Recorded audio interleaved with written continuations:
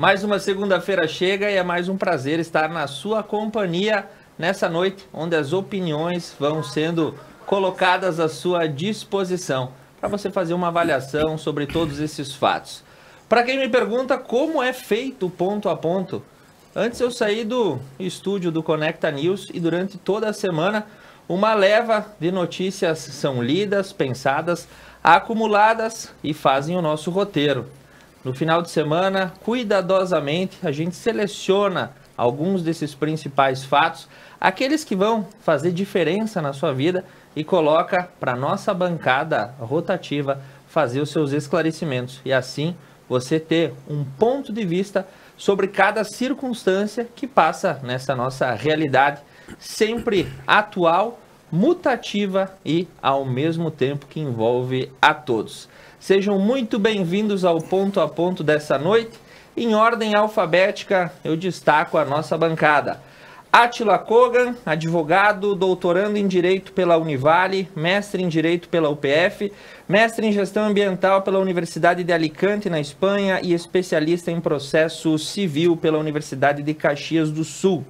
Eliana Cherry, doutora em Educação pela PUC, mestre em História do Brasil pela PUC, licenciada em História pela Universidade Federal de Pelotas, professora e pesquisadora da Universidade de Caxias do Sul na área de Humanidades e no curso de História, professora da graduação, mestrado e do doutorado. Gustavo Prats, advogado, graduado pela Universidade Federal do Rio Grande do Sul e presidente da OAB durante os anos de 2013 a 2015. Lúcia Lucena Capelari, formada em hotelaria pela Universidade de Caxias do Sul, pós-graduada em administração hoteleira pela Unicinos, supervisora técnica da unidade de hotelaria do Senac em Porto Alegre, empreendedora hoteleira e comerciante do ramo da enogastronomia. Hoje, leitora, plantadora de árvores e flores, casada com o Jorge, mãe do Pedro Arthur e do João Paulo. Seja muito bem-vinda, Lúcia, primeira vez conosco. Obrigado por aceitar o nosso convite. Obrigada pelo convite, Tiago. Muito bem, apresentados todos os que compõem a nossa bancada, nós vamos ao primeiro fato que repercutiu muito na semana passada e com certeza vai repercutir na sua, porque passa a ser uma exigência legal, baseada em uma lei estadual. O passaporte vacinal ou o passaporte das vacinas ou a apresentação da comprovação de ter tomado pelo menos uma ou duas doses da vacina contra a Covid-19. Na semana passada, diversos foram os fatos e reportagens que vieram a esse mesmo elemento, né, o passaporte, a exigência da apresentação, da comprovação para estar e permanecer em eventos sociais virou uma discussão também política. Figuras da suástica nazista e violência injustificada tiveram aí presença na Câmara de Vereadores de Porto Alegre na semana passada, terminando na delegacia de polícia. A vacina controlou de fato o avanço da pandemia, mas grupos anti-vacinas no século XXI seguem com protestos e pautas fervilhando na internet. No meio de tantas notícias, fake news, desinformação, o cidadão normal que dorme, trabalha e se desenvolve pergunta o que eu devo fazer à frente de todas essas circunstâncias. E para começar a nossa conversa, nossa convidada recém-chegada, Lúcia Capelari, que já atuou no setor da hotelaria, nos restaurantes, que foi profundamente atingido pelos efeitos da pandemia e agora se vê com essa exigência. Lúcia, o que tu pensa a respeito do passaporte vacinal? Muito boa noite. Muito boa noite. Boa noite, Tiago. Obrigado pelo convite. Boa noite, colegas da banca. É um prazer e uma responsabilidade estar aqui com vocês.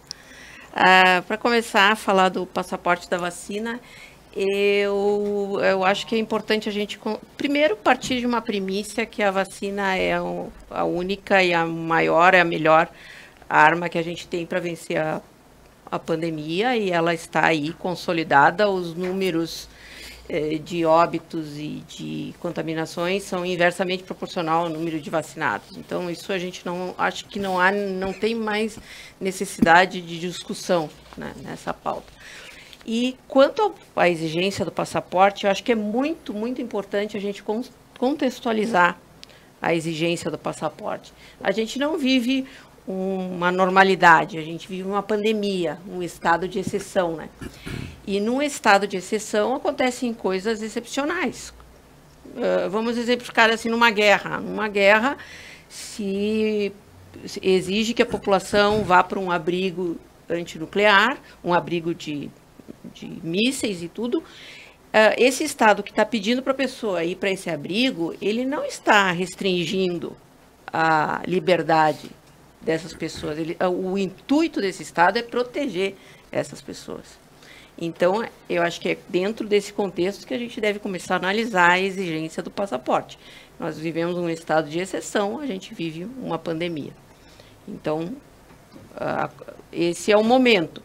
A questão da originalidade, não tem nada de original em exigir um passaporte. Quem já viajou para outros países, quem viaja, normalmente é solicitado uma comprovante de vacina da febre amarela.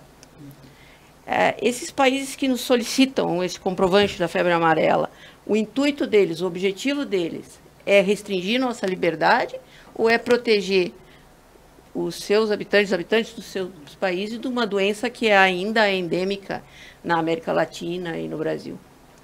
Então, não tem nada de original exigir. E o que é estranho é que ninguém nunca brigou, ninguém nunca discutiu a exigência do passaporte da febre amarela.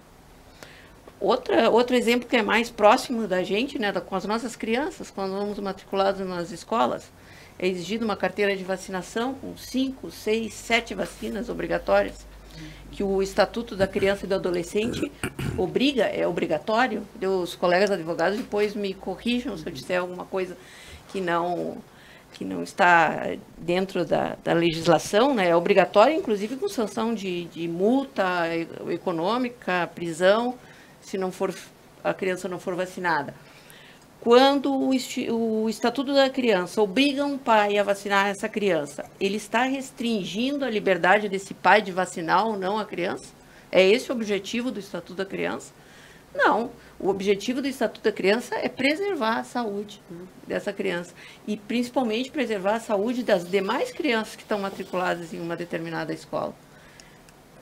Até hoje, eu não vi ninguém assim reclamar ou fazer passeatas ou exibir suástica contra a exigência do atestado de vacinação para crianças em escolas. Então, contextualizando a situação, que nós estamos num ambiente pandêmico, não tem nada de original nisso. O terceiro ponto que eu vejo em relação ao passaporte da vacina é um paradoxo. É um paradoxo porque o passaporte foi exigido, não foi só no Brasil, né? A União Europeia está exigindo, os Estados Unidos está exigindo, alguns estados dos Estados Unidos, né? Não todos, algumas cidades, Israel, vários lugares do mundo estão exigindo o passaporte da vacina. Como no Brasil, em vários lugares houve protesto contra o passaporte. Só que tem uma grande diferença aí.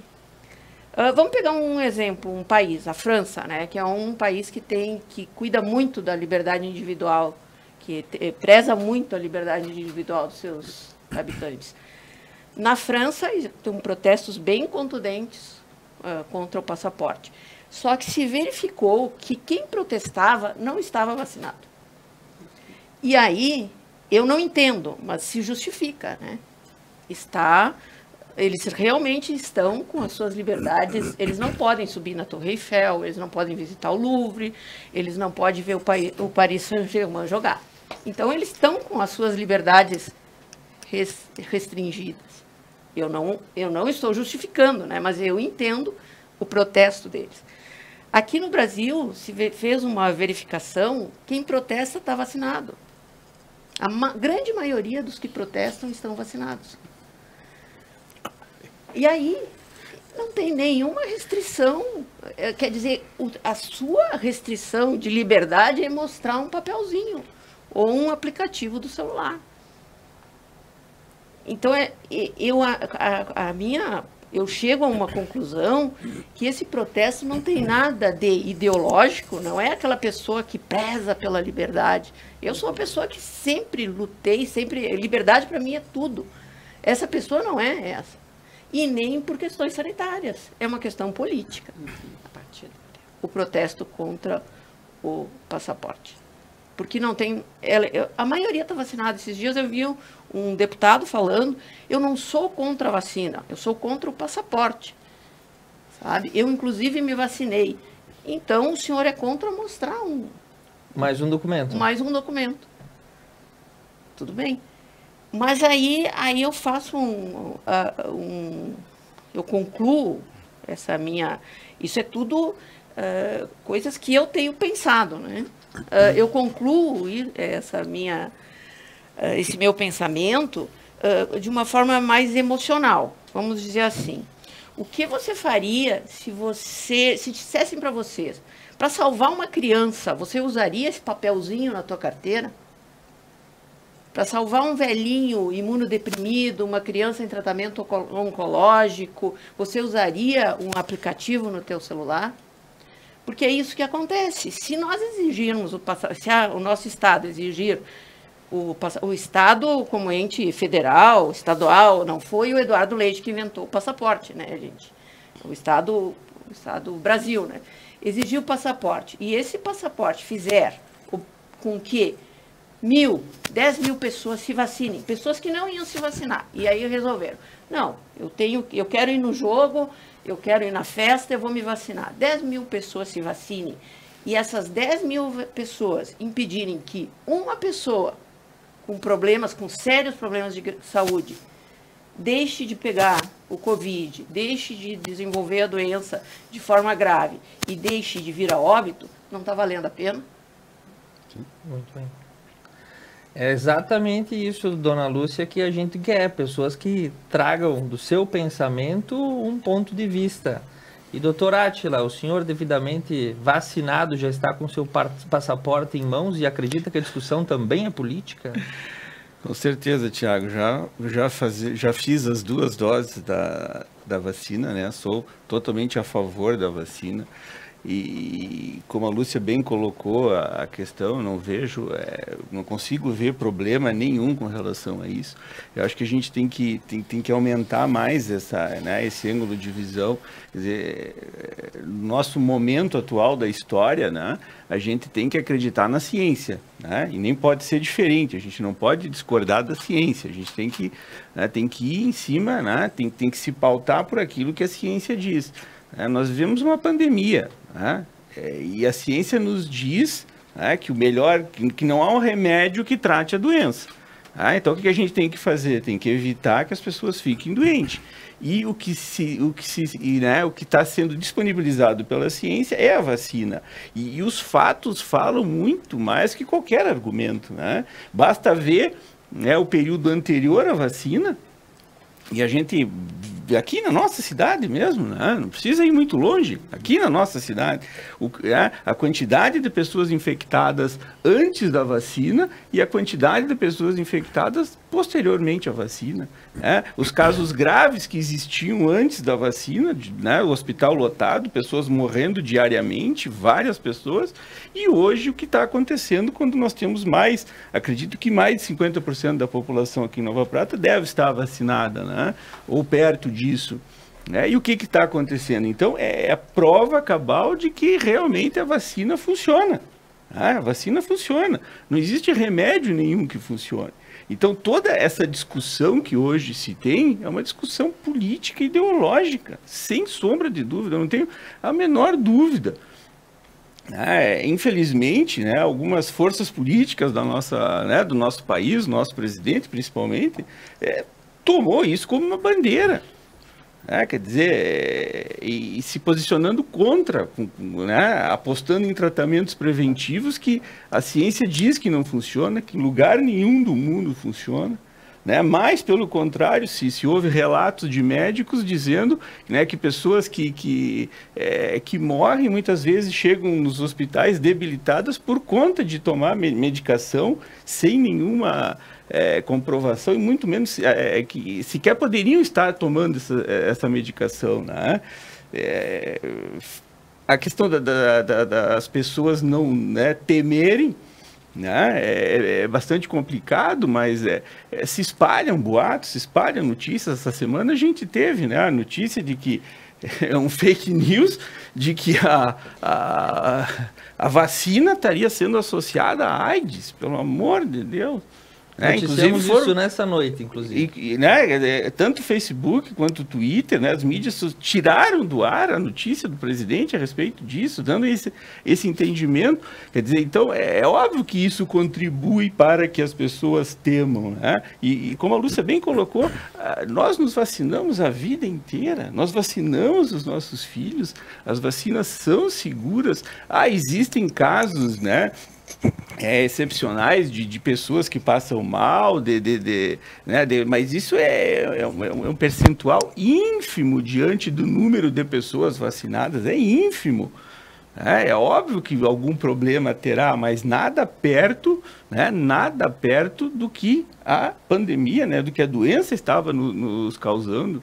Então, acho que sim, o Supremo Tribunal Federal já se manifestou, né, é legal fazer, né, não se pode impor que alguém se vacine à força, obviamente, né, a polícia não pode ir lá me pegar à força para que eu seja vacinado, mas restringir a locomoção, né, aos lugares públicos de quem não é vacinado é plenamente legal e mais, né, mais do que legal, isso é desejado, isso tem que ser feito, né, até para conter a proliferação do vírus. Uma pessoa não vacinada pode ser, inclusive, né, aquela pessoa que vai criar uma variante nova. Se eu não me vacino, daqui a pouco eu fico doente, eu posso criar uma variante nova, posso desenvolver, né, um vírus muito mais fatal, muito mais perigoso. Né? Então, acho que sim, acho que a gente tem que acreditar na ciência, né, e eu sou plenamente a favor.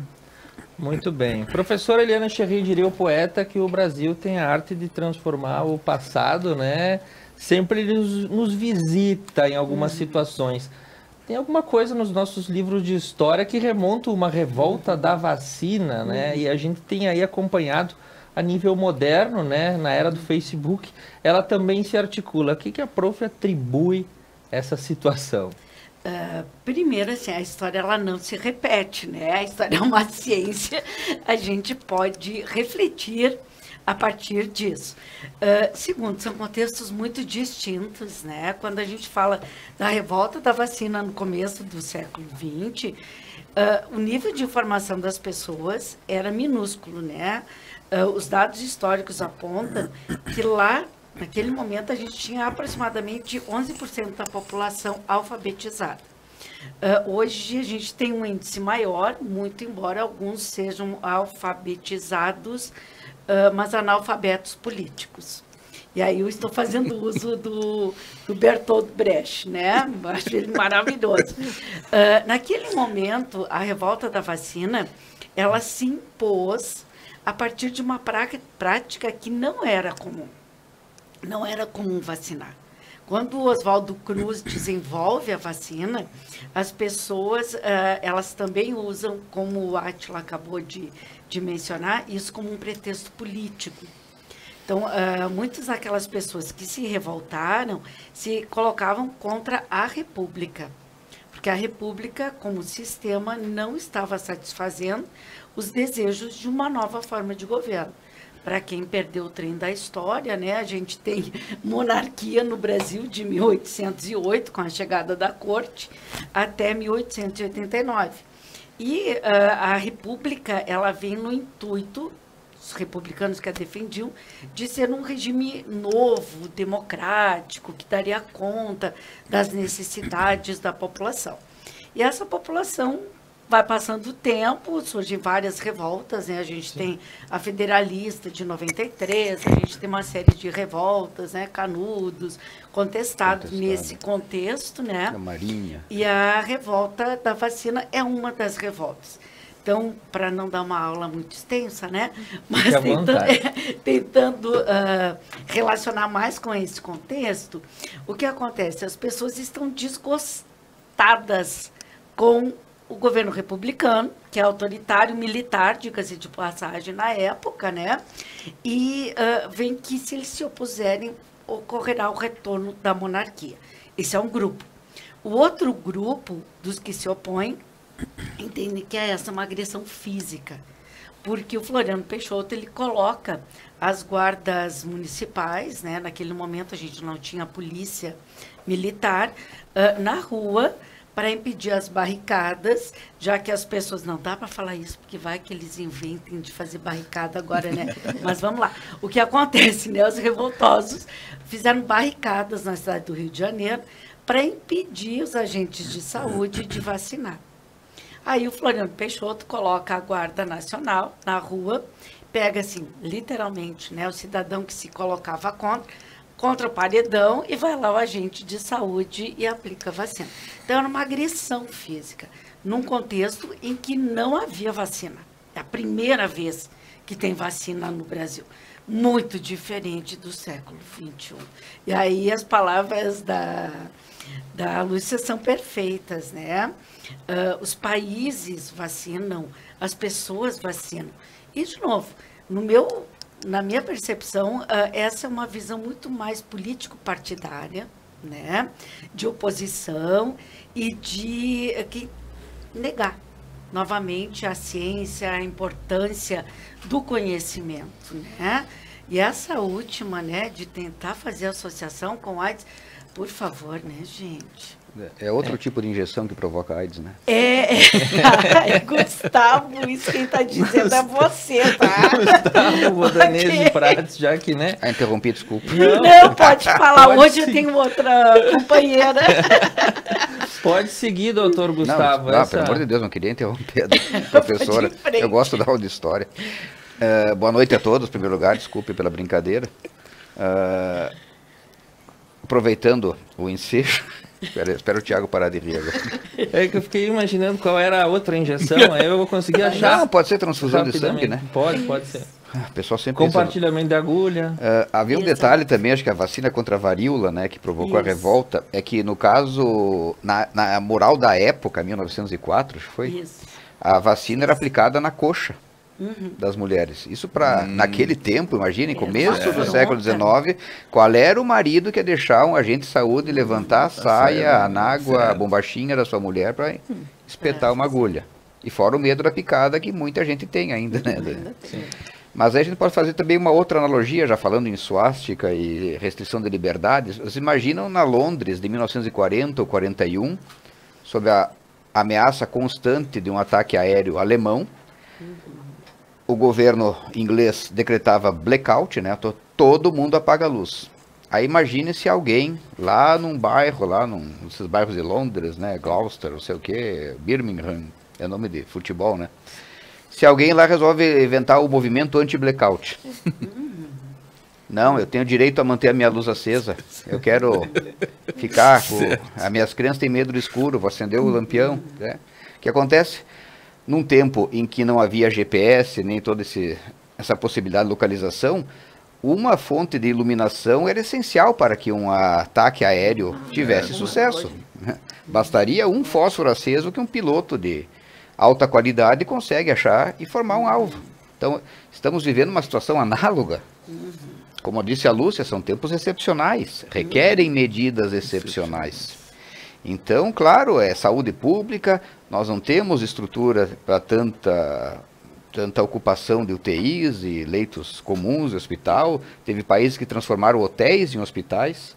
A gente acha que falta de leito é privilégio brasileiro. Não, faltou leito na Alemanha, faltou leito na Itália, na Espanha, países ditos economicamente desenvolvidos. Então, a gente tem que tomar muito cuidado e olhar exemplos e até analogias, como eu fiz agora com a Segunda Guerra Mundial, em que há o risco, e um risco invisível, que é um vírus, e a primeira medida que se faz, o Dr. Átila falou bem, é o isolamento, não pegar a doença. A segunda é tentar desenvolver uma vacina o mais rápido possível. E claro que dentro desse contexto de medidas restritivas, que ninguém gosta de ser fiscalizado, ninguém gosta de ser multado, ninguém gosta de ser barrado em lugar nenhum, evidentemente que vamos ter que comprovar que estamos vacinados para podermos ter acesso. Claro que isso não elimina 100 ou 120% da probabilidade de contaminação, mas reduz bastante. A vacinação em massa provou isso. Já não temos mais infectados aqui em Nova Prata, acredito eu, né? Pelo menos não vi mais boletim nenhum. Então, claro, a gente tem sempre incomodação quando é limitado de alguma forma, mas a vida em sociedade também impõe limites para a gente, né? A própria existência da sociedade exige que eu renuncie a parte do meu direito para que os demais, né, aquela parte de todos façam as suas renúncias pessoais ao poder, à liberdade de tudo fazer, para que haja vida em sociedade e assim todo mundo se proteja. Só para complementar, doutor Gustavo, 6 casos positivos no boletim liberado nessa noite. Mas nenhum grave, nenhum UTI. Aqui, 0 residentes confirmados, 1 paciente não confirmado, 0 aguardando o resultado. Casos novos nas últimas 72 horas, 2 casos, em UTI nenhum, em ventilação mecânica nenhum. Então, contra esses fatos aí não há argumento. Exato, exato. E nós líamos boletins todos Thiago, os dias. se me permite, números... como o Átila falou também, eu já fui vacinado contra sarampo, contra BCG, tuberculose. Tinha a época da pistola, né? Que a gente, as crianças em fila no colégio tomando pistolada, ficava aquela marca redondinha aqui. Ninguém não esterilizava, não queria saber nada. Quando o doutor Átila falou, ninguém vai pegar pelo braço e colocar a vacina, eu me lembrei do colégio. Mas no colégio era assim que funcionava. Ele não te perguntava se tu queria ou não. E outra coisa... E era a mesma agulha para todo mundo. Tu também não é obrigado a ser vacinado, ninguém vai te forçar. Porém, se tu não votares na eleição, tu vai ter dificuldades para participar do concurso, obter alguma certidão negativa, para isso, para aquilo. Se tu fugir do serviço militar, por exemplo, a mesma coisa. Então, o exército não vai lá te pegar e te botar... O cinto de segurança, né? Ah, sim. Por que eu sou obrigada a usar o cinto de segurança? Se eu tenho a minha liberdade, eu não quero usar. Eu posso sofrer um acidente, é problema meu? Não, não é problema meu. Eu posso prejudicar outra pessoa, eu posso ir utilizar o sistema de saúde. Então, esse custo é da sociedade. Esse custo é da sociedade. É a mesma coisa uma pessoa não vacinada, né? Só para completar, posso completar da questão da suástica, que a gente falou pouco. Foi na Câmara de Porto Alegre. Porto Alegre dos Vereadores. Até que a Eliana me ajudasse. Mas eu acho que protestar a exigência de um atestado de saúde com uma cruz ou com uma suástica é relativizar o Holocausto. É terrível, é não saber nada de história, não saber nada de humanismo. É relativizar os horrores que a Segunda Guerra e o nazismo provocou. E mais, né? É naturalizar esse fato. Eu ainda sou muito... ingênua nesse sentido. Eu quero acreditar que essas pessoas desconheçam, né? Assim como os defensores de uma ditadura civil-militar de 64 até 85. Eu quero acreditar que essas pessoas fugiram das aulas de história, não leram, né? Porque o coletivo está em jogo tanto na vacina quanto nessas questões, né? É a vida. Então, por mais que estejamos vivendo numa sociedade líquida, segundo o Bauman, né? Adoro ele, o essencial é a preservação da vida e é o coletivo. Então, mais do que naturalizar o ódio, né? O ódio que está muito presente na nossa sociedade. Então, eu quero acreditar que essas pessoas sejam ignorantes no sentido de ignorar os fatos históricos, né? Que elas não sejam burras ao ponto de desejar o retorno de tal violência. Muito bem, mas para você que quer saber um pouco mais sobre essas polêmicas envolvendo símbolos nazistas, fique atento até o último bloco. Nós temos uma surpresa para você na forma de bolo de aniversário. Antes do nosso próximo assunto desse primeiro bloco, um abraço para a dona Maria de Lourdes Pagroncelli, a dona Tere Cúnico, o Racine Madalosso e a Giovana Secanho, que estão nos acompanhando. E o nosso segundo tema nessa noite também passou pelo seu noticiário, vai interferir ou contribuir para o seu dia a dia, depende, mas ele tem mexido com as finanças do Brasil, pelo menos na parte orçamentária. Os programas assistenciais não são nenhuma novidade. A questão de alcance de prestação financeira às populações menos favorecidas já são implementadas no Brasil há bastante tempo. Agora ele vai trocar de nome, vai se chamar Auxílio Brasil e terá uma margem de contribuição e repasse relativamente, segundo o governo federal, maior. Serão parcelas de R$ 400 até dezembro de 2022. A situação chegou, mas quem não gostou muito dessa situação foi a Avenida Paulista e o mercado financeiro, que na semana passada ficaram instáveis, a bolsa caindo, o dólar subindo. Só que neste vai e volta da situação econômica e desses fatos contrapostos, a gente tem que entender o que é importante para a população brasileira e por que o mercado financeiro também não gosta desses programas assistenciais e prega a austeridade dos governos. Dr. Átila Kogan, nós vivemos num lugar onde a assistência social na forma de alcance e repasse financeiro é necessário? Sem sombra de dúvida, né? Sempre foi necessária e hoje mais do que nunca é necessária, né? Nós temos uma gama, né, de brasileiros, né, vivendo hoje abaixo da linha de pobreza, né? Nós regredimos, né, nesses últimos anos, principalmente nesses últimos 2 anos, nós regredimos, nós voltamos há muitos anos atrás, né? Então, sem sombra de dúvida, as pessoas não têm, né, acesso a emprego, não têm acesso à renda, não têm condições de se manter, ainda mais dentro de um contexto de pandemia em que há necessidade, né, que sequer há emprego, né? Então há necessidade de que o governo venha, né, através desse auxílio, e preste esse, né, para um mínimo necessário, que eu acho que desse valor que está sendo proposto não sequer cobre esse mínimo necessário, mas enfim, né, o ponto que tu colocou, Tiago, do mercado financeiro, com certeza o mercado financeiro sempre vai se colocar, né, isso não é um fenômeno que não é Brasil, né, mundo, ele vai ser sempre, o capital vai ser sempre contra esse tipo de, né, assistência social. É óbvio que não é tão simples assim como eu estou falando, mas o que acontece? Rapidamente, para a gente contextualizar isso, né?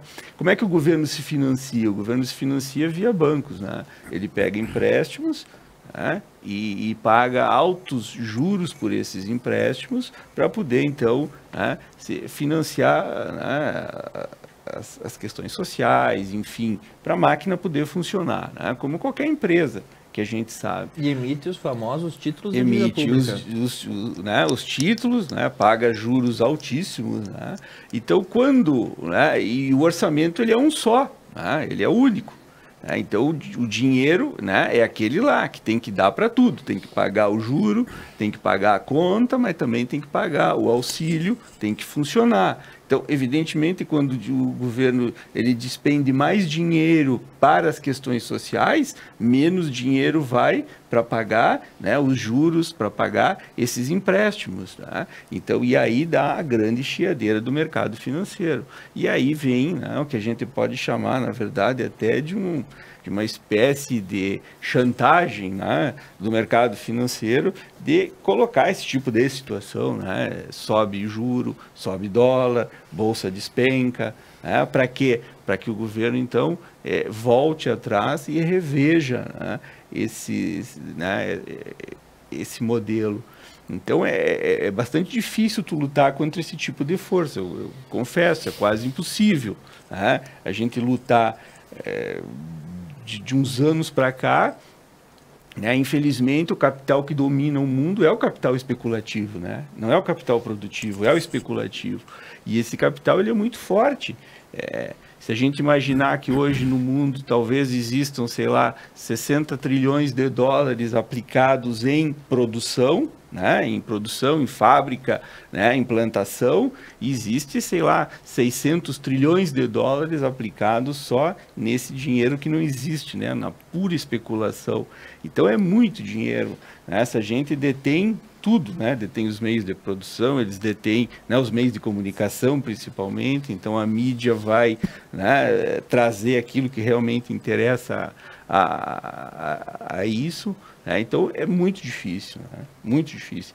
Mas, com certeza, a gente tem que olhar, né, para a população carente, é uma necessidade, até para que a máquina possa funcionar, né?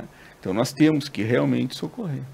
Dr. Gustavo Prates, o auxílio emergencial foi dado a diversas camadas da população no ano passado e foi responsável pela manutenção da ordem econômica. O Auxílio Brasil vai ser uma manutenção, vamos dar uma empurrada para frente nesse auxílio para a economia continuar girando. Como é que tu enxerga esses paradoxos? Ao mesmo tempo, o governo que vai dar, ele precisa de outro lado também se financiar e manter o teto de gastos no lugar. Aliás, a palavra teto de gastos foi o que mais foi falado na semana passada na internet. Eu era criança, eu já ouvia falar nisso. Já. Programas assistenciais. Bom, esse Auxílio Brasil é a continuidade do auxílio à pandemia ou é o substituto do Bolsa Família? É tudo isso junto, Tudo pelo junto. que eu entendi, Tá. né? Era Bolsa Família, daí veio o Bolsa Família, o auxílio emergencial, agora vamos juntar tudo num nome só e vai ser Auxílio Brasil. Então fundiram os dois. É. Tá bom. A primeira notícia que eu tenho, pelo menos, né, de programas assistenciais é dos Estados Unidos. Um país comunista que nos anos 30, para sair da recessão de 1900, pós-crise de 1929, criou o Food Stamp, é um auxílio alimentação, para que aquela população que estava subitamente desempregada, e até os filhos daqueles financistas que se jogavam Dos prédios. dos prédios da Bolsa de Valores, né, e pudessem ter o que comer.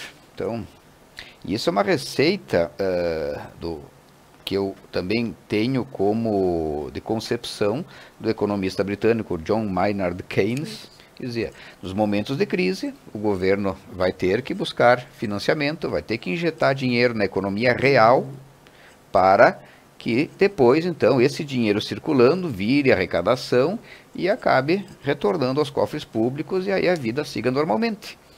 Então, nessa época dos anos 30, o New Deal do presidente Roosevelt promoveu as grandes obras americanas, rasgou os Estados Unidos de lado a lado com grandes estradas. O Pentágono foi construído nessa época, grandes pontes, enfim, monumentos e tudo mais, né? Justamente para gerar emprego, gerar a forte do remuneração e, assim, ajudado também pela Segunda Guerra Mundial, que obrigou os Estados Unidos a reativar todo o seu parque de máquinas também, que estava inerte depois da recessão. Então, fábricas de tratores viraram fábricas de tanques de guerra. A indústria automobilística de Detroit começou a fabricar jipes e caminhões para serem enviados para a Europa, para ir para o Pacífico, né? nos teatros de guerra.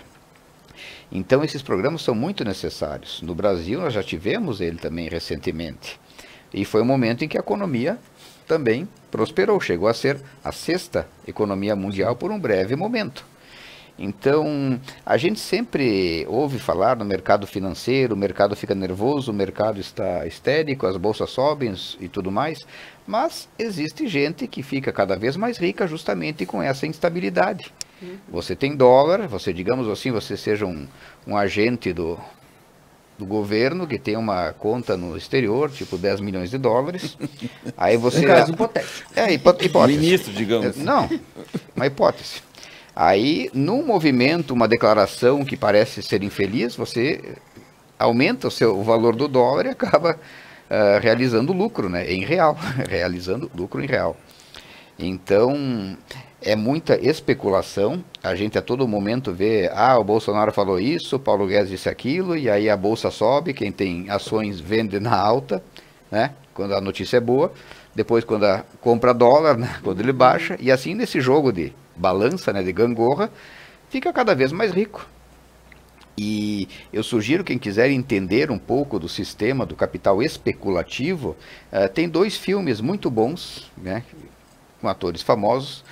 Um é o Lobo de Wall Street, com o Leonardo DiCaprio, e outro é A Grande Aposta, que ele disseca Esse é fantástico. e fala bem didaticamente com Como é que atores funciona a bolsa. de Hollywood, explicando como é que se fazem as grandes fraudes que acabam redundando numa imensa crise mundial, onde Certo. o sistema financeiro derrete, perde-se 2 trilhões e 200 bilhões de dólares, aí os governos, né, Tem que se ocorrer. têm que fabricar dinheiro, imprimir dinheiro para injetar de novo na economia. Então o contribuinte que perdeu o dinheiro para o banco, depois vai ter que perder de novo para salvar o banco. E a verdade é essa, infelizmente, nua e crua, né? O lucro, Gustavo, o lucro é sempre particular, né? privado, mas Sim. o prejuízo... Isso é um princípio É básico da social, economia né? moderna. E é justamente isso, né? Então, o capital produtivo, que é o agricultor, que é o comerciante, que é, né, a economia que nós vivemos, acaba tendo a sua riqueza drenada para sustentar o especulativo, que hoje em dia, se a gente vai ver, o dinheiro mesmo, hoje, ele é virtual, ele é papel e agora nem papel é mais. Não. Antigamente a economia de um país, né, tinha sua moeda sustentada no padrão ouro. Conforme as reservas de ouro, é que nem a gente poder dar cheque tendo dinheiro no banco. Hoje é valor legal, é valor... Não existe. Declarei, é porque é. A própria nota de dólar antigamente tinha valor, como é que eles diziam? In God we trust. Não, era outro termo, assim, legal tender. Hoje é legal tender, né, que é valor legal. Sim. Na época tinha eu não sei se era gold tender, ele era vinculado a um padrão, a um lastro monetário. Se falava em lastro monetário. E hoje não existe mais. Acabou o padrão ouro e tudo mais, né? Então, essa ciranda que a gente, infelizmente, não tem acesso, a gente só observa, né? É o que está levando a economia real, a dificuldade da gente hoje, né? Porque a gente paga R$7, agora vamos... Mais um pouquinho, né? E isso é o que vai levando o dinheiro da gente. Por isso que a nossa vida fica mais cara. Tem poucos grupos, poucas pessoas, grandes especuladores, que têm o condão, né, de manipular a economia. Eles são famosos. Temos George Soros, temos Warren Buffett, temos Rockefeller, bancos, essas grandes famílias, né, que estão no comando do mundo há 200 anos. Né? E, infelizmente, chega um ponto que esse sistema chega a ponto de colapsar. E aí o que acontece? Aí é a vez do Estado, através dos seus programas sociais, tentar fazer a roda girar de novo. E a economia é o princípio da bicicleta, né? Enquanto estiver pedalando, ela se mantém em pé. E a verdade é essa. Se não pedalar, ela para. Cai.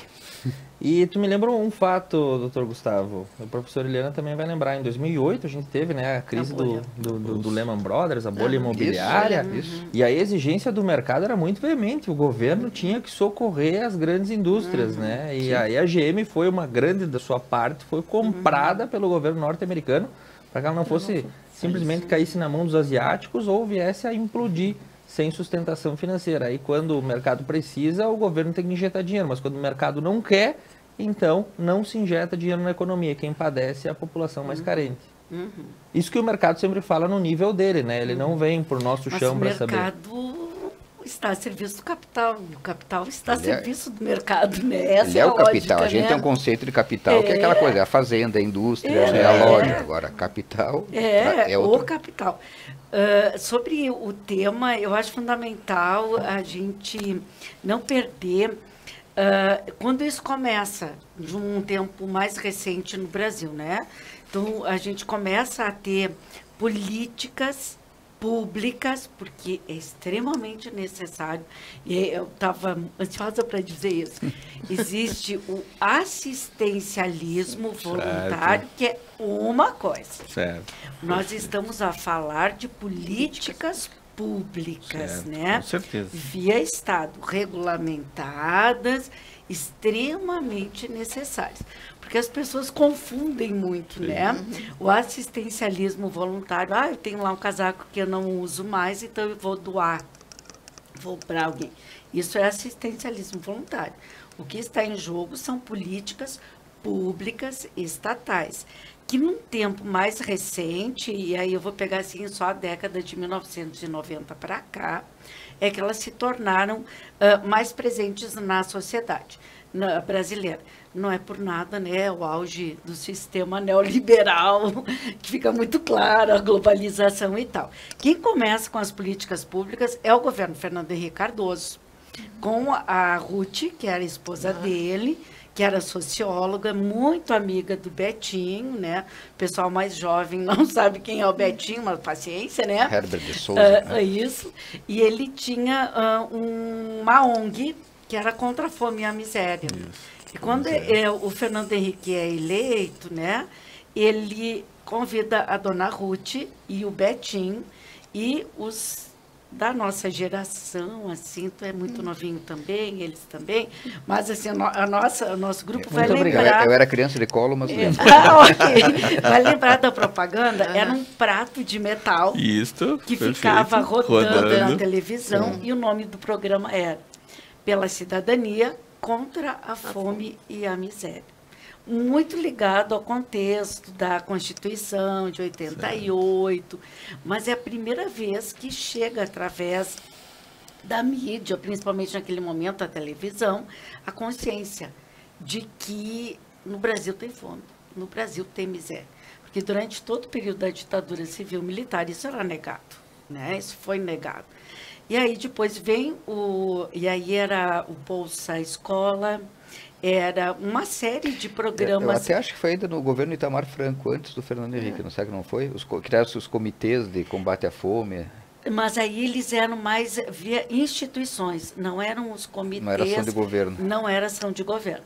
Né? Era assim, a Igreja Católica, por exemplo, com a Pastorais, Pastoral é. da Fome, a Pastoral da Terra, né? E outras instituições. Mas que vai ser institucionalizado pelo governo, começa no governo Fernando Henrique Cardoso. E muito a partir dessas ações que já vinham acontecendo na sociedade. Depois, a gente vai lá para o governo Lula e a gente vai ter a mudança do nome desse programa. E a junção de vários desses programas de políticas públicas, né, que vão ser incorporados no Bolsa Família. Então, agora não é nenhuma novidade, né? Então, vamos estar mudando de novo o nome é o que menos importa. A mim, o que importa é que essas políticas, é perceber que essas políticas, elas são extremamente necessárias, extremamente importantes. E se houve um tempo em que elas seriam provisórias, como se achava, né? Por exemplo, com o Bolsa Família e desde o FHC, que além do dinheiro, haveria uma contrapartida, e alguns municípios fizeram isso muito bem. O município tinha lá, sei lá, 12 mil famílias cadastradas, e ele deveria oferecer, através da assistência social, com pessoas com formação na área, que isso é muito importante, né? Não por apadrinhamento político e tal. Muitos municípios começaram a oferecer cursos de gastronomia, de corte e costura, cabeleireiro e tal, para que essas famílias tivessem condições de sair da fome, da miséria e garantir o seu sustento. Como o Átila lembra muito bem, né? Essa deteriorização, ela começa um pouco antes, né? Ela começa lá em 2016 com o golpe. A gente vem num crescente de miséria, de miséria, de miséria. Gente, eu lembro quando criança, eu via na televisão, assim, porque eu sou de 68, cenas de famílias mexendo no lixo para pegar comida, não para separar. Não para selecionar e vender a latinha, o papelão, mas para comer. E agora a gente está vivendo isso novamente. As pessoas vão para o lixo para pegar comida. Então, não me parece que qualquer pessoa que se diga capaz de ter um pouquinho de alteridade seja contrário a essa percepção. É necessário. As pessoas estão passando fome. E são políticas públicas, não outra coisa. Muito obrigado, prof. Lúcia, para a gente fechar o bloco e concluir essa dissertação sobre Auxílio Brasil e programas assistenciais. É o que o Gustavo falou sobre os Estados Unidos. Eu até, essa semana, em função dessas notícias, eu dei uma pesquisada. E eu acho que eu me atrevo a dizer que não existe Estado democrático desenvolvido que não tenha programa social. Os comunistas dos países nórdicos também, né, são repletos de programas sociais. Os países com os maiores índices de desenvolvimento humano têm programas sociais de muito tempo e muito consistentes. E o programa social, eu ouso dizer que ele não faz bem só no caráter humanístico, humanitário. Existem estudos que cada real empregado num programa social se transforma em 5 no mercado financeiro, inclusive. No mercado financeiro, não, na roda girando, né? E estudos mais otimistas que esse R$1 se transforma em 10. É uma revolução silenciosa que acontece nas sociedades, como nos Estados Unidos, como na Holanda, na Bélgica, foram através de programas sociais que os países atingiram. Parece um paradoxo, né? E quanto ao mercado financeiro, eu acho que tem já alguma mudança. Já tem alguns investidores que já têm um pensamento mais social, que já estão pensando de forma um pouco diferente. Muito bem, e nós todas as noites contamos com o apoio do capital produtivo da Unimed Vale das Antas, do Espanhol Materiais de Construção, Vila Bela, Floricultura, Odonto Froiner, Service Contabilidade e Posto das Flores. No próximo bloco, nós vamos falar sobre um problema que também ocorre muito aqui no Garrão da Pátria. A demora para viabilizar investimentos e empreendimentos no Rio Grande do Sul. Eu vou trazer um caso prático e a nossa bancada conta para você o ponto de vista que ela tem. Nós voltamos já, 3 minutinhos.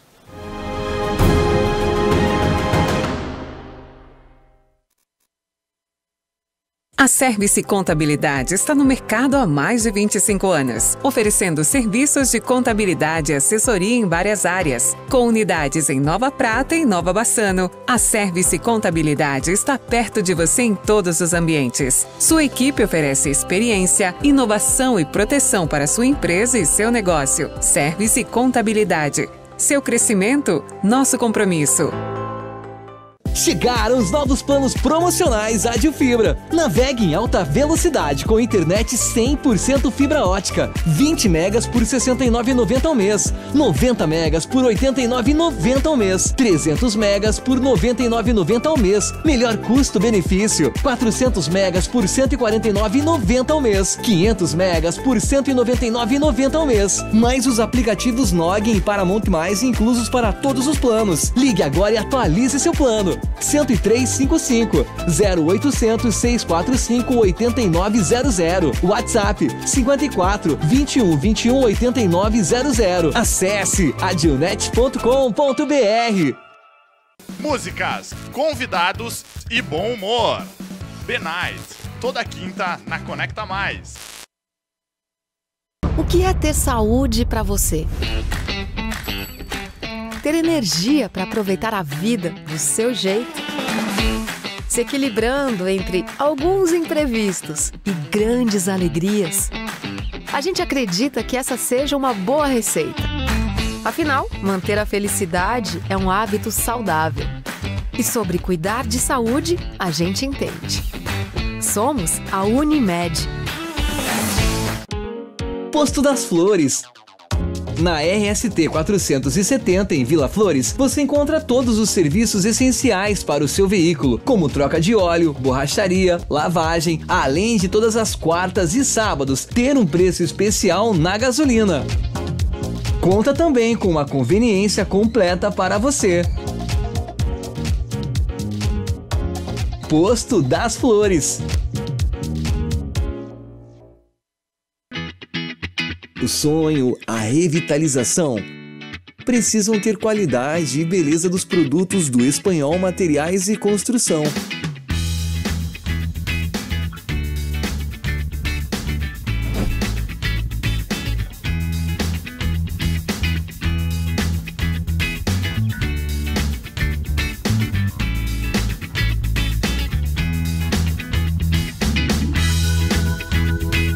Em novo endereço. Um local pensado e organizado para melhor atender. Espanhol Materiais e Construção.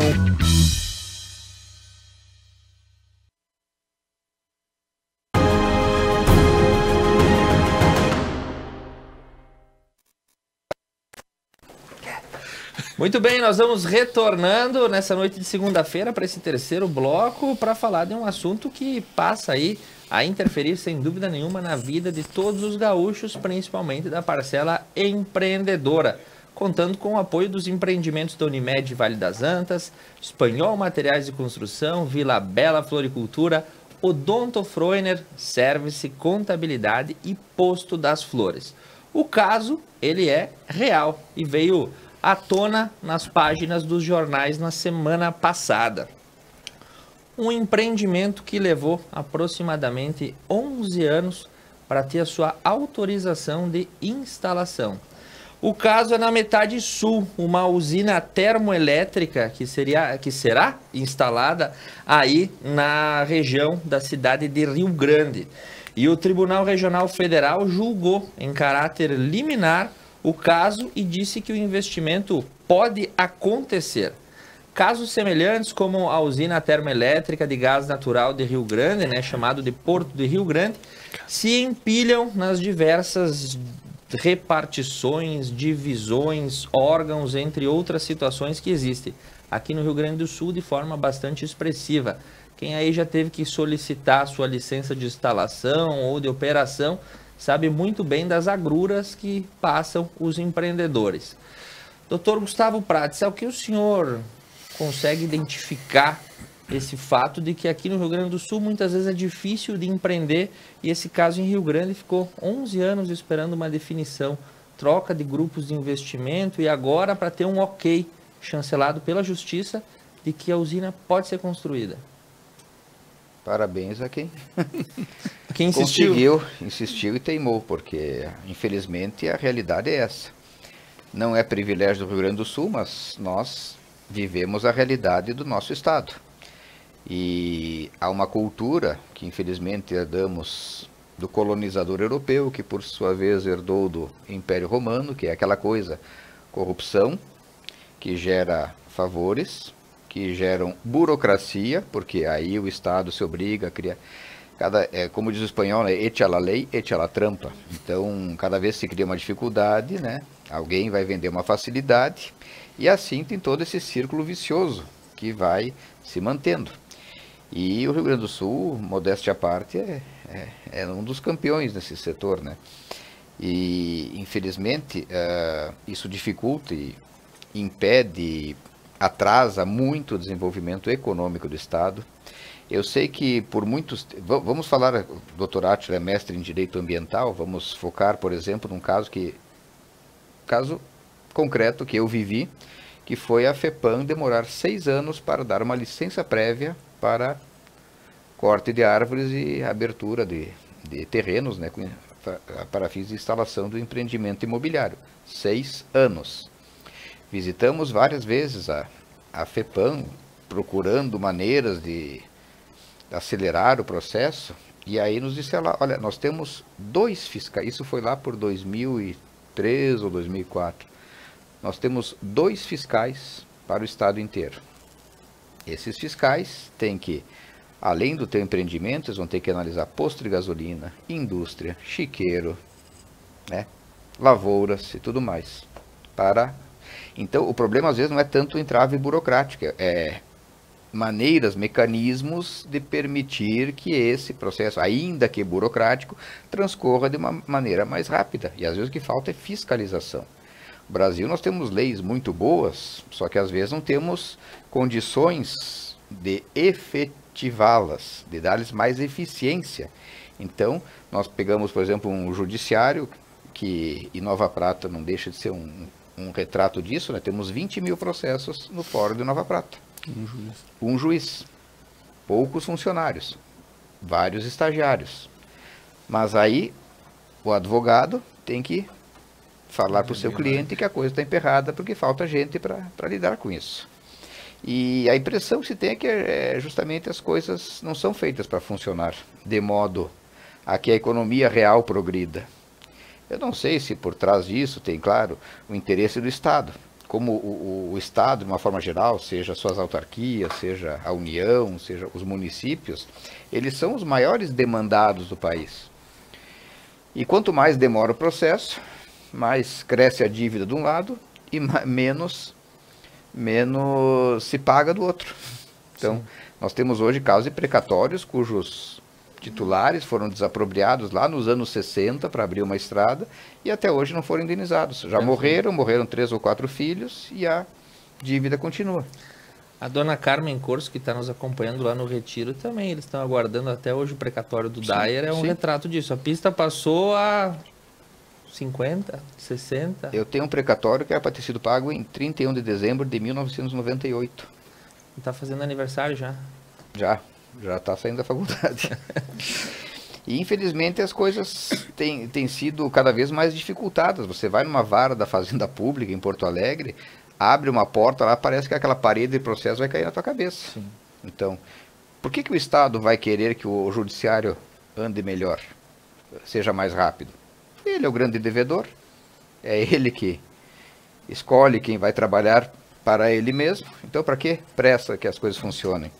E sem contar também que muitas vezes, como o caso ambiental, houve realmente grandes estragos à natureza. Houve muito desmatamento, houve vazamentos de químicos nos rios e tudo mais, caça, uso de agrotóxicos. Claro que aí, como mais uma vez acontece, né, a legislação vai criar muito mais mecanismos para restringir a atividade econômica.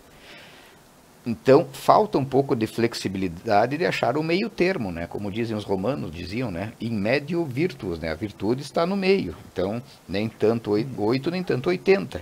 Então, a legislação pode ser rigorosa. As exigências de apresentar projeto, de conseguir alvará disso, daquilo, podem ser feitas, né? Exigências. Porém, a estrutura estatal brasileira, em município, estado e união, também tem que fazer isso correr mais depressa. Porque senão, cada vez mais vai se restringindo a atividade econômica, empregos vão se perder, empresas vão embora. Aí o que acontece? Qual é a saída mais fácil do governo? Aumentar imposto, para compensar o que perdeu. Então, nesse ponto também, né, temos que rever muitas estruturas administrativas, reformar máquina, né? E que permita depois baratear o custo Rio Grande. Dentro do custo do Brasil temos o custo Rio Grande do Sul, que é alto, infelizmente. E infelizmente nós vemos outros estados aí com mão de obra que saiu daqui do Rio Grande do Sul, progredindo para o oeste brasileiro, para o Paraná, para Mato Grosso, fazendo grandes ganhos econômicos por lá. Então eles buscaram condições melhores que poderiam ser ofertadas aqui. Também temos muita terra ociosa, também temos muito lugar para desenvolver indústrias e tudo mais, mas falta estrutura e isso acaba tudo dificultando o progresso do nosso Estado. Para não sair dessa análise econômica do direito, Dr. Átila Kogan, muitos são os empreendimentos impactados pela ação ou pela inação do Estado? Com certeza, né? Acho que seguindo nessa linha do Gustavo, o Estado brasileiro, do modo geral, né? Acho que é uma herança dos nossos colonizadores, né? Ele é extremamente burocratizado. Então ele prevê muitas normas para tudo, né? Existe um regulamento, existe um regimento, né? Então, se eu quero trocar de carro, eu tenho que ter um carimbo, né? E aí agora tem que ter o carimbo do carimbo, né? E por aí vai. Então ele é um Estado extremamente burocratizado. Por outro lado, ele não é eficaz, né? Ao cumprir com essa burocracia, né? O caso esse que tu colocou aí, né? Vamos colocar, eu tenho uma legislação ambiental rigorosa, e ela tem que ser rigorosa mesmo, né? Para coibir os abusos, né? Porém, o Estado ele tem que ser eficiente para dar essa resposta, né? Então, o Estado me exige que eu tenha um levantamento técnico, tudo bem, eu faço levantamento técnico, mas ele tem que agilizar, ele tem que ser ágil né, ao estudar e a verificar se é possível ou não. E aí é que é o grande problema, né? O Estado ele não é ágil em nada, em absolutamente nada, né? O caso que o Gustavo falou dos 2 fiscais é mais ou menos por aí, né? Então, tem que haver fiscalização, né? Só que o Estado ele não se aparelha para enfrentar situações. O Judiciário é mais um exemplo. A Nova Prata é o exemplo do caos, né? E por aí vai. 20 mil processos, um único juiz. Né? Teoricamente, o juiz teria que analisar todos os processos. Teoricamente é assim que funciona, o juiz vai olhar todos os processos, ele vai despachar todos os processos. Imaginem 20 mil processos, o juiz não faria mais nada, né? É humanamente impossível. E assim a gente transfere isso para todos, né, todos os órgãos do Estado. Por isso que nada funciona. Bom, aí, né, ouvindo a tua fala, eu fico pensando, será que é por acaso mesmo que as coisas são assim? Né? Será que é por acaso? Essa ineficiência ela acabou se tornando crônica, né, com o passar do tempo, porque ninguém se deu conta de ir aparelhando as estruturas, onde em vez de ter um fiscal, teria que ter 5, teria que ter 15. Ninguém se deu conta disso, ou se realmente se quer que as coisas exatamente sejam assim, para que se favoreçam outros tipos de situações, né?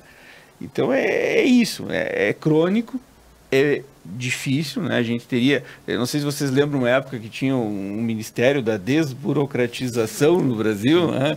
Faz que ele não deu certo, né? Acho que não deu muito certo, né? Não, demitiram o ministro, era o Leitão de Abreu. Leitão de Abreu, era gaúcho, inclusive. Para tentar enfrentar essa situação, né? Porque a economia sofre mesmo, né? 11 anos, um cara esperando. E hoje temos internet, tu não precisa até Porto Alegre buscar uma certidão negativa, né? E aí, enquanto busca uma, prescreve a outra, tem que fazer outra viagem. É impressionante, recursos, né, hoje. Mas e como resolver essas questões, né? Tu tem que dar mais responsabilidade para o povo, né? Às vezes coisas simples, né? Tem uma burocracia imensa, mas é muito difícil. E tudo vira mordida no final, né? Sim, tu vai pagar taxinha aqui, taxinha ali, dá gorjeta para quem não merece. Encarece, dá gorjeta para quem não tem que ganhar gorjeta, né? Infelizmente. Isso aí. É uma estrutura. Lúcia, tu que já esteve à frente de empreendimentos, eventos e outras situações de contato com o público, já enxergou esse tipo de problema? Com certeza, né? Eu acho que todos nós já passamos por esses... E eu fico me pensando por que a gente chegou nisso, né? E qual a solução é muito complexo, né? E aí eu acho que nós temos um pouco a questão da dualidade gaúcha, né?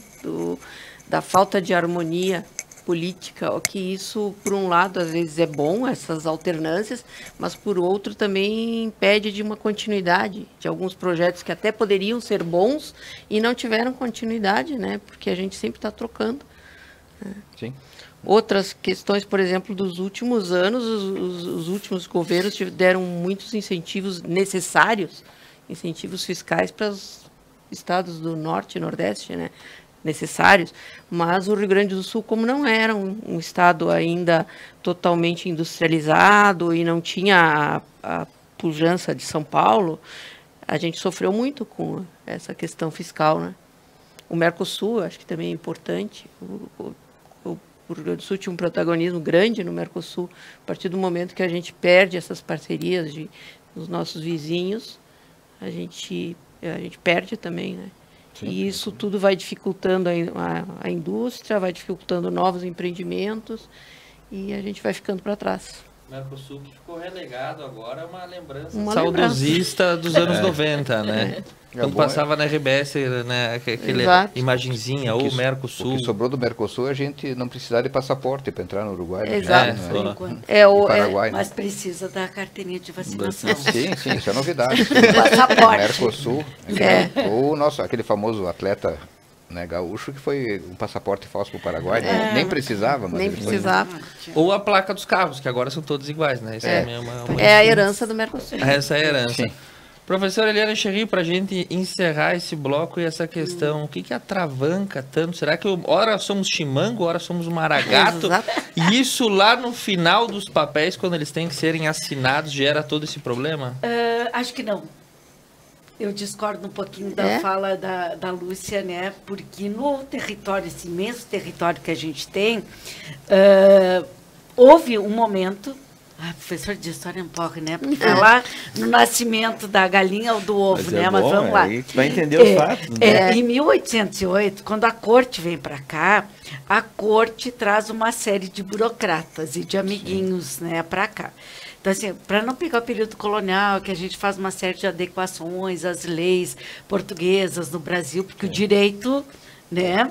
Português João das regras, né? Vem aqui para a gente, ordenações né? Filipinas, né? E depois as manuelinas e tudo isso.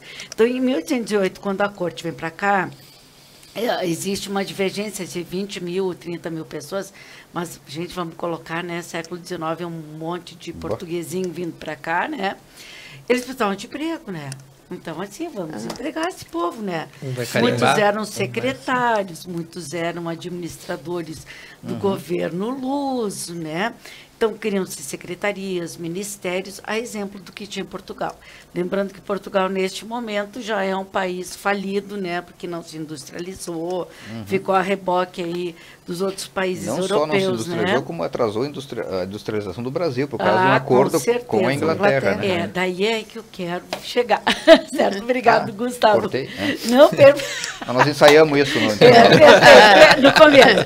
Perfeito. Então, além dessa transposição de uma burocracia portuguesa para o Brasil e o desejo de empregar assim, um monte de amiguinhos aqui, e aqui eu estou falando amiguinhos de uma forma assim bem irônica, né? Sim. Porque é isso que vai acontecer.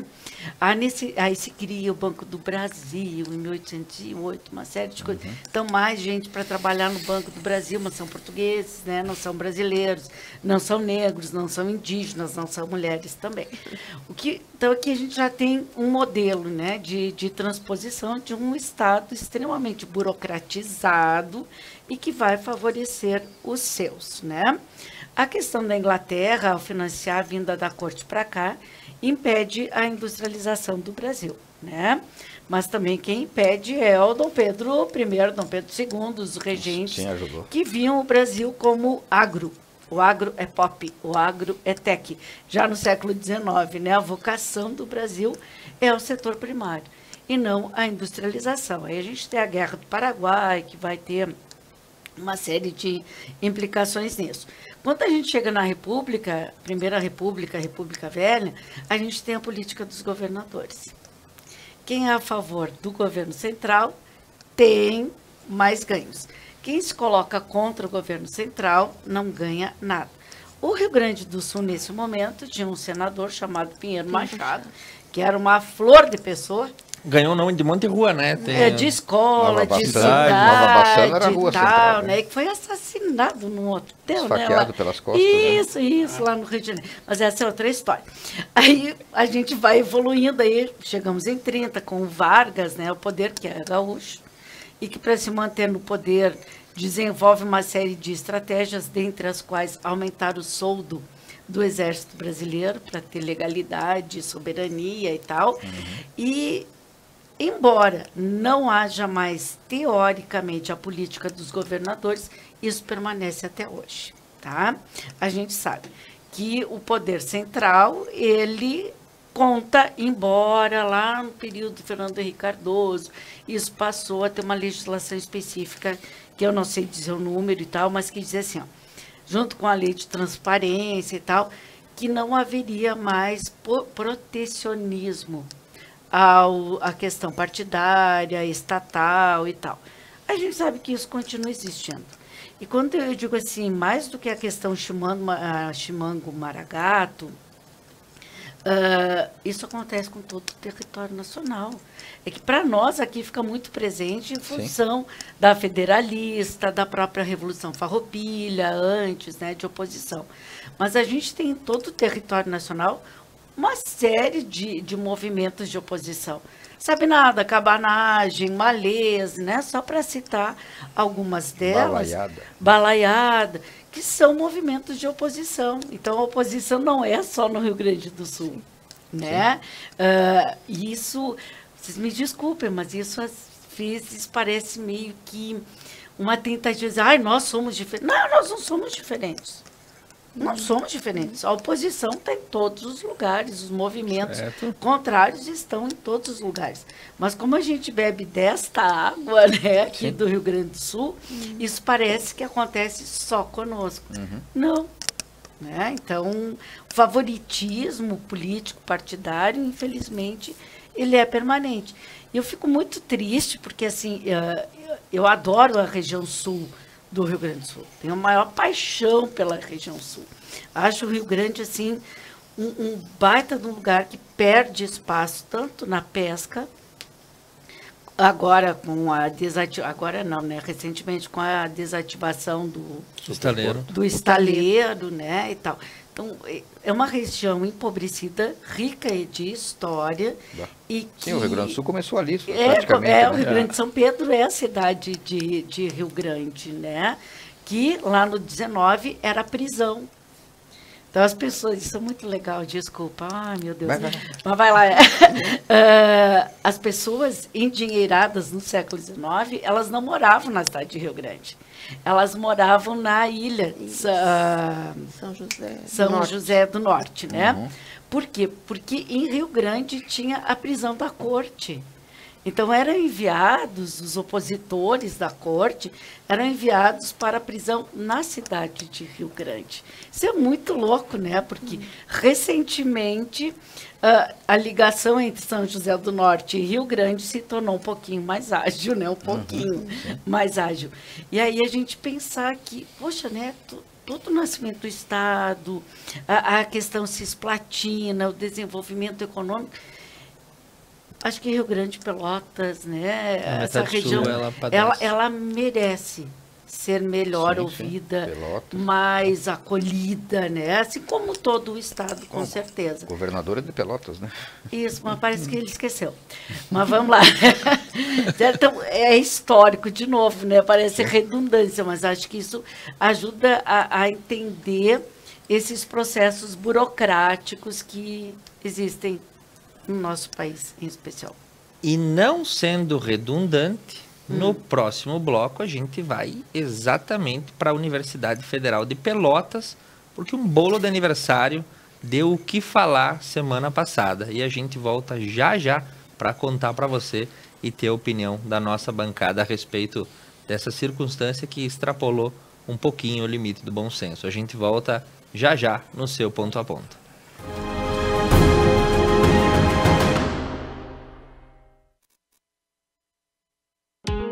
Posto das Flores. Na RST 470, em Vila Flores, você encontra todos os serviços essenciais para o seu veículo, como troca de óleo, borracharia, lavagem, além de todas as quartas e sábados ter um preço especial na gasolina. Conta também com uma conveniência completa para você. Posto das Flores. O que é ter saúde para você? Ter energia para aproveitar a vida do seu jeito? Se equilibrando entre alguns imprevistos e grandes alegrias? A gente acredita que essa seja uma boa receita. Afinal, manter a felicidade é um hábito saudável. E sobre cuidar de saúde, a gente entende. Somos a Unimed. O sonho, a revitalização, precisam ter qualidade e beleza dos produtos do Espanhol Materiais e Construção.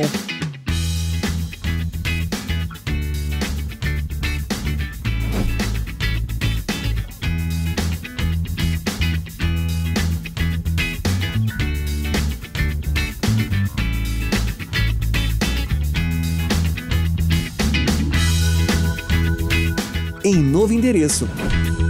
Um local pensado e organizado para melhor atender. Espanhol Materiais e Construção.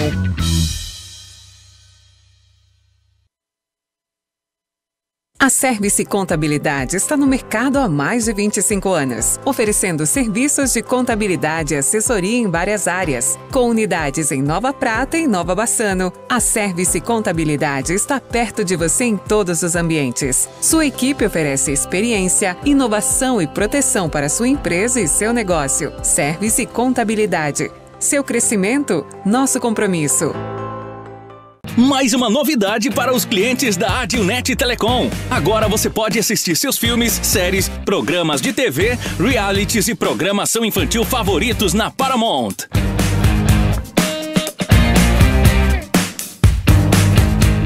Na Paramount+. Tudo isso com o melhor dos canais Nickelodeon, MTV, Comedy Central, Paramount Network e filmes e séries dos melhores estúdios. Acesse gratuitamente todo o conteúdo pelo seu smartphone, tablet ou navegador. O aplicativo está disponível no Google Play e App Store do seu smartphone ou tablet. Abra o aplicativo e clique em iniciar. Depois, clique na opção Outras operadoras. Na tela seguinte, selecione a ADILNet e entre com seus dados de acesso, os mesmos que usa para a central do assinante. Pronto! Mais entretenimento em um só lugar. Com programação para toda a família. É na Paramount+.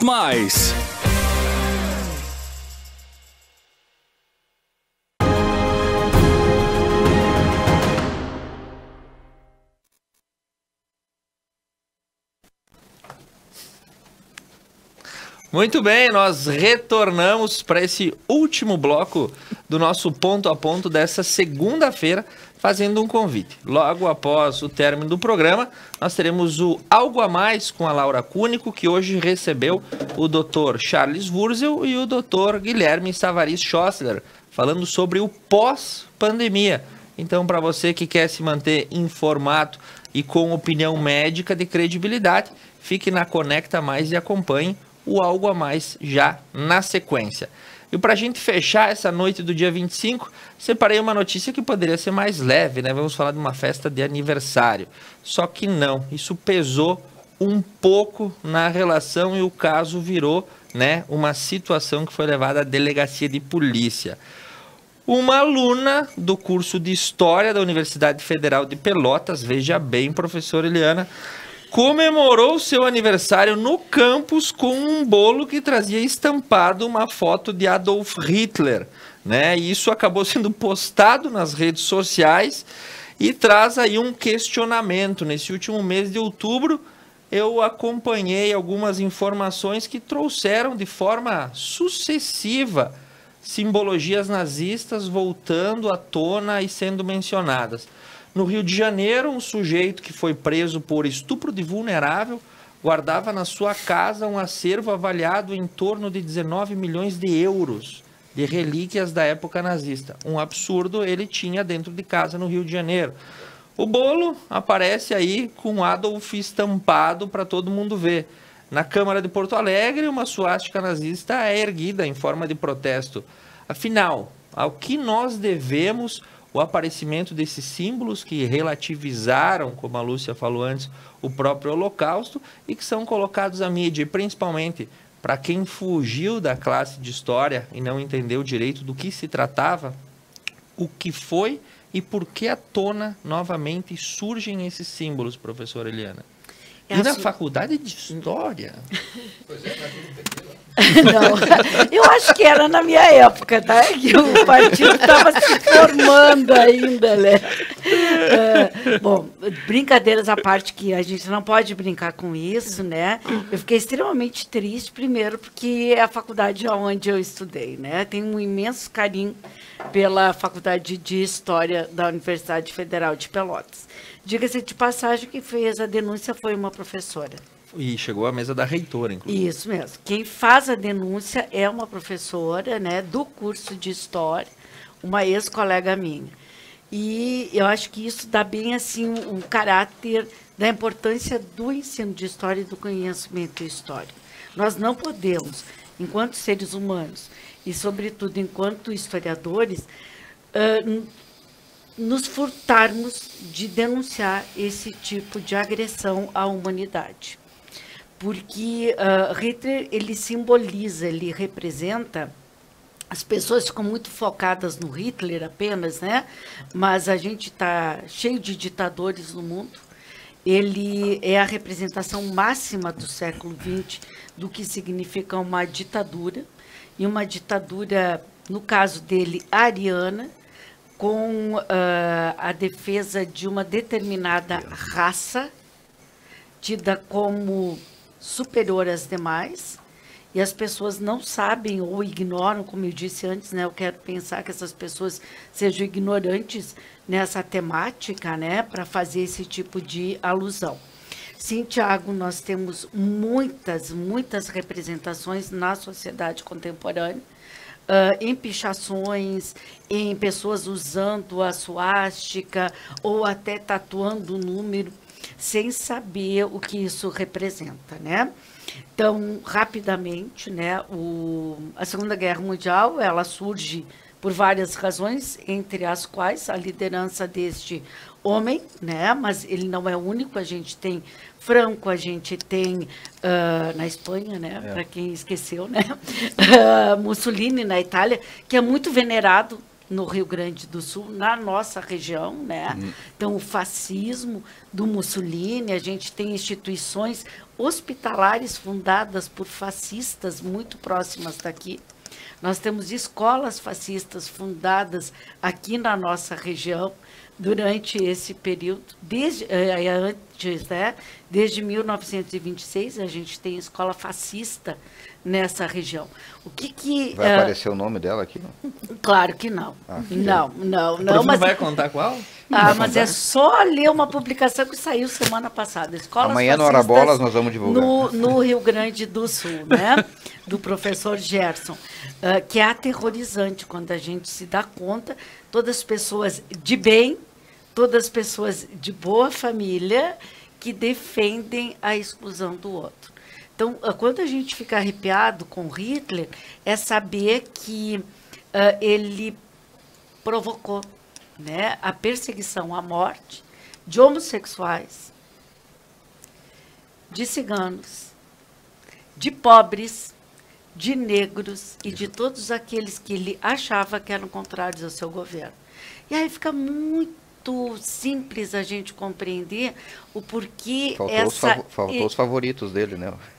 Os comunistas. Não, os judeus, os maçons. Os judeus, mas maçons e os comunistas. Os judeus têm uma questão pessoal dele, né? Talvez tenha. Que é muito, muito complexa também. E aí fica um pouquinho mais fácil de compreender porque essa ebulição nesse momento no Brasil dessas pessoas que se acham no direito de dizer que comunista, maçom, aí eu vou colocar, né? Comunista, maçom, homossexual, negro, pobre, entre outros, indígenas, são classes infectas, como ele dizia, e que, portanto, elas devem ser eliminadas. E aí a gente já sabe que esse comportamento ele está encontrando voz na sociedade. O que a gente não pode é que essas vozes se propagam. Se nós acreditamos no direito à vida, se nós acreditamos que a sociedade deve ser coletiva, que a sociedade deveria ser um pouquinho mais cooperativa, é inadmissível que em escola, em muro, em universidade, a gente permita... Gente, não foi o único caso. Não. Vocês vão lembrar do doutorando em filosofia da URGS. Né? Agora, uma semana antes do bolinho ali da guria, né? Na nossa universidade, nós tivemos uma manifestação há uns 6 anos atrás, talvez mais, de um nazista, aluno do curso de História. E aí, investigação, Polícia Federal e tal, e a exclusão desse aluno da universidade. Né? Por quê? Porque ele fazia menção, isso veio à tona numa aula, nem foi uma aula do curso, uma outra disciplina, em que ele deixou escapar que o homossexual tem que ser morto, porque ele era um nazista. E aí começaram a investigar e tal, ele tem arsenal em casa, né, de armas, não da época da Segunda Guerra Mundial. E ele dizia coisas do tipo, olha, eu tenho um manual, nem vou contar, manual para estuprar colegas lésbicas da universidade. Quer dizer que ele era contra homossexuais, mas queria estuprar lésbicas, é isso? Exato, e a contradição dessa gente, né? Que além de ser contra a vida, se arroga o poder de coisas absurdas. Então, o Hitler foi o cara do genocídio. Não estou dizendo que as bombas, por favor, em Hiroshima e Nagasaki tenham sido boas. Não, porque numa guerra todo mundo está muito errado, né? Mas fazer alusão ao nazismo, ao fascismo, em pleno século XXI, é no mínimo apavorante. E aí eu ouso dizer de forma bem provocativa, quando as pessoas dizem que elas são superiores às outras, eu só penso nisso. aonde é que essa pessoa está querendo chegar. Aonde o ódio dessa pessoa, que se coloca como superior por cor da pele, por questão econômica, por sei lá o que, ela pensa que ela pode fazer com o outro ser humano. É apavorante. Lúcia, tu falaste lá no primeiro bloco sobre a relativização desses símbolos e esse uso indiscriminado. Uso indiscriminado, né? E eu acredito a apologia ao nazismo ou ao fascismo ou a qualquer uma dessas ideologias alucinantes é só duas coisas. Ou uma profunda ignorância, que não conheça a história, que não conheça os horrores que foram cometidos por essas ideologias, ou a pessoa se identifica com isso. E se ela se identifica ao nazismo, isso é crime. Existe legislação. Então, que se faça justiça. Doutor Gustavo, já que falaram em crime, legislação e justiça, o que o senhor nos diz sobre essa situação, desse bolo, que deu todo esse bolo lá na universidade? Antigamente, bolo em festa só dava notícia quando havia intoxicação alimentar, né? Exatamente. Se essa moça fosse minha cliente, eu ia aconselhar ela. Então diga que tu ia cortar o pescoço do Hitler com a faca do bolo, tá? Ó, o advogado aí. Simbolicamente, você vai fazer uma apologia contra o nazismo, entendeu? Mas o pessoal não tem tanta criatividade, né? Claro, hoje a apologia ao nazismo, né? Para quem estudou um pouco, né? Ou assistiu alguns filmes, né? No passado, sabe o que significou, né? Mas é que a gente pensa assim, como é que a humanidade chega àquele ponto, né? Pô, a Alemanha, meu Deus, um país que é a luz do mundo, digamos assim, né? Bom, naquele contexto, então, quando acabou a Primeira Guerra Mundial, o Tratado de Versalhes, que além da derrota na guerra, a Alemanha foi massacrada economicamente, foi tolhida de toda a forma possível, né? A sua reconstrução. Isso, Keynes mesmo, que eu citei antes, né, ele, no livro As Consequências Econômicas da Paz, ele praticamente previu uma Segunda Guerra Mundial dali a alguns anos. Porque aconteceu, aquele povo que é extremamente nacionalista, culturalmente muito vinculado entre si, né, a gente olha, pode ver onde tem colônia alemã, tu é de fora, eles vão te observar por 8, 9 meses, 10 meses, até ver que tu é um cara bom aí tu entra pra turma e tu é amigo deles pelo resto da vida. E são assim, podem ser fechados, mas eles são muito corretos, são muito trabalhadores, né? O nível de qualidade da tecnologia alemã é um exemplo disso, né? E o que acontece? Então, naquele contexto pós-Primeira Guerra, toda aquela dificuldade econômica, tentou-se criar um estado de bem-estar, a chamada República de Weimar, ou Weimar, e fracassou, a inflação chegou a níveis altíssimos, e esse contexto, nacionalismo, frustração pós-guerra, né? Dificuldades econômicas, sempre, e além do que, o medo do comunismo que havia sido vitorioso na Rússia, posteriormente União Soviética. Aí se criou todo o cenário para o nascimento, né, para o surgimento de um líder carismático, que ele, além de ser não se pode negar que era uma inteligência extraordinária, ele também treinou muito oratória, tem fotos dele, né, que ele ensinava posições assim de discurso, né, e era um mestre na arte do discurso, né, e convencia multidões assim com o dom de hipnose, né, e havia toda, né, uma mídia em volta, né, e aí o famoso Dr. Goebbels, né, era o ministro da propaganda, sabia como produzir. Por quê? Eu não gostava dele. Aquele famoso... Não, porque ele foi mencionado recentemente pelo atual governo, né? Não, teve uma foto, inclusive. Teve, não podemos esquecer. Então, esse contexto sempre permite que surja, então, esse líder, né, que é o milagroso, que vai levar a nação à glória, que vai nos proteger da ameaça externa, e aí se cria os inimigos internos, né, que são sempre os culpados de praxe, né? Os inimigos. Esses aí, ó, o judeu, o homossexual, o imigrante, né? E quem quiser assistir um filme, quiser procurar, Ele Está de Volta. Eu gosto de citar filmes que é uma fábula, né? Como o Hitler, de repente, em 2014, a Alemanha ainda comemorando a vitória na Copa do Mundo, né? O Hitler reaparece no centro de Berlim, em 2014, do nada. E aí uns começam a tirar foto com ele, achando que é um artista e tudo mais. Um jornalista começa a dar mídia para ele, né? E aí o que acontece? Vai fazendo o mesmo ciclo, né, que o conduz ao poder. Os mesmos fatos, né? Começa a criticar a decadência dos costumes, da mídia, não sei o quê, falar mal da imigração, das dificuldades que o país está vivendo. E lá pelas tantas vai aparecer gente fazendo saudação, né? Mão espalmada e tudo mais. Então, periodicamente parece que a história, não como ciência, né, mas como repetição de fatos, ela acaba apresentando o mesmo cenário. Então, e isso é perigoso, porque realmente nós podemos chegar no mesmo destino que chegou a Alemanha, né, nos anos 30 e 40. Um cenário de destruição ao final. E infelizmente hoje nós vemos o nosso país dividido. Obrigatoriamente tu é fascista ou obrigatoriamente tu é comunista, entendeu? Conforme tu critica ou elogia o governo, tu já é um ou outro. Não existe mais o meio termo, não existe mais a possibilidade de analisar outros fatos. E aí surge então, inclusive, a memória de um Adolf Hitler, né? Que, para alguns, na própria Alemanha, né, apesar de tudo, muita gente, principalmente os mais idosos, na época do Hitler funcionavam as coisas.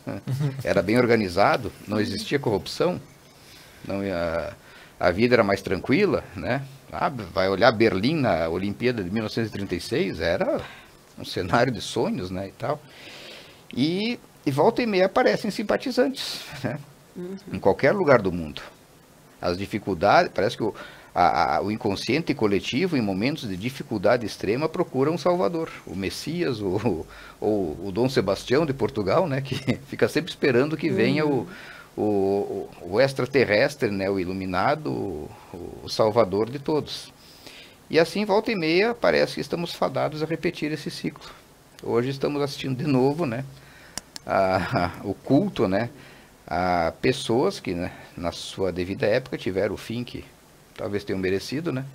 O Mussolini, que adorava puxar filas de moto, né? Acabou pendurado de cabeça para baixo, né? Depois de fuzilado. Mas o Adolf não sabem até hoje bem certo. É o finho para os íntimos, né? O finho. Doutor Átila Kogan, para a gente encerrar, o senhor é egresso da Universidade Federal de Pelotas, como é que observa esse fato? Também estudei na Universidade Federal de Pelotas, lá me formei em Direito. A gente não pode esquecer que faz parte da natureza humana, né, procurar sempre um culpado. Procurar um culpado para as suas... não sei se desgraça seria a palavra certa, mas enfim... procurar um culpado para os seus problemas, né? E acho que por isso fica muito fácil para alguém que tem esse dom, né, maior de explorar essa situação e de criar os inimigos, né? De criar essas situações. Então a gente passa a acreditar que o problema de eu estar desempregado é porque tem um imigrante lá, né, que veio de um outro país, que o problema de eu não poder comprar o carro é porque o Gustavo, então, né, tem 2 carros, e assim a gente vai criando, né, internamente. Então acho que isso é o caldeirão que acaba, né, criando essa ebulição. Então tu sempre vai ter uma gama de pessoas que vão sempre se identificar com esse tipo de ideologia. Toda ideologia sempre vai ter os seus seguidores, né? E os seres humanos são assim também. Eles então vão se identificar com esse tipo de ideologia totalitária, né? De se achar melhor que os outros, né? De se autodenominar, né, melhor, né? Então eu sou, porque a minha pele é branca, eu tenho mais direito do que o outro que tem a pele, né, escura, e por aí a gente vai. E aí tem um ditado que diz que a pior das piores democracias vai ser sempre melhor do que as melhores ditaduras, né? Então eu acho que o nazismo foi uma ditadura, né, que ultrapassou todos os limites, né, possíveis, né?